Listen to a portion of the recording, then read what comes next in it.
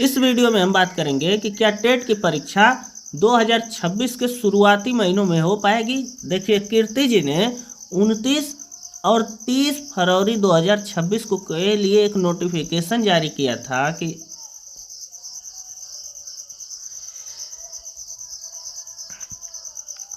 नमस्कार दोस्तों, इस वीडियो में हम बात करेंगे कि क्या यूपी टेट की परीक्षा 2026 के शुरुआती महीनों में हो पाएगी।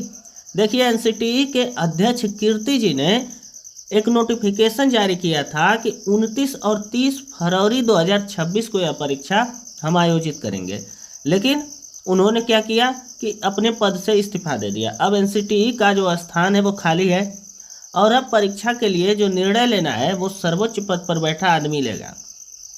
लेकिन यह हो क्या रहा है कि पहले तो वो एक नोटिफिकेशन जारी करती हैं और बिना किसी कारण के इस्तीफा दे देती है और अपने पीछे लाखों बच्चों को छोड़ जाती हैं जिनकी आयु जा रही है, जिनकी आयु सीमा पार हो रही है, जो पिछले 5 वर्षों से टेट का इंतज़ार कर रहे हैं और जो तैयारी कर रहे हैं और रोज़ रोज़ आर्टिकल पढ़ते हैं कि किसी दिन यह खबर हो सकता है छपे कि इस दिन टेट का आवेदन शुरू होगा। लेकिन उन्होंने अपने पद से इस्तीफा दिया और सरकार को भी कोई ज़्यादा चिंता नहीं है कि हम यूपी टेट की परीक्षा लें। इसकी तिथि लगातार नज़दीक आती जा रही है और इस पर अभी कोई निर्णय नहीं लिया गया है। तो हम यह मान सकते हैं कि यह परीक्षा अब 29 और 30 फरवरी को नहीं होगी। क्यों नहीं होगी? क्योंकि इससे पहले भी बहुत सारा नोटिफिकेशन जारी हुआ है और उसकी परीक्षाएं समय पर नहीं ली गई हैं। अभी पिछले दिनों आपने देखा होगा कि टीजीटी पीजीटी की परीक्षा का भी यही हाल हुआ था, उसी में इसका नोटिफिकेशन जारी हुआ था और उससे भी टाल दिया गया है। और सरकार की एक मंशा भी समझिए, यहाँ आप देख सकते हैं कि जब सरकार अपना काम नहीं कर पाती है, समय से नहीं कोई काम कर पाती है, तो वो छुप छुप करके न्यूज़ में आर्टिकल देती है। ऐसा अगर न्यूज़ में नहीं देगी तो ऑनलाइन किसी भी दूसरे रिसोर्स से यह आर्टिकल फैलवाती है और मार्केट में अब फैल जाता है कि इसका आवेदन मुश्किल होगा, परीक्षा लेना 29 और 30 जनवरी को मुश्किल होगा। तो आप नोटिफिकेशन जारी क्यों करते हैं? आपके पास संसाधनों की कोई कमी नहीं है। इसकी परीक्षा ऑनलाइन तो ली नहीं जाएगी, इसकी परीक्षा भी ऑफलाइन होगी। स्कूलों की संख्या भी ठीक ठाक है। जो आवेदन होगा वो 2 दिनों में, इसकी परीक्षा की बात की जा रही थी तो 2 दिनों में आराम से लिया भी जा सकता है।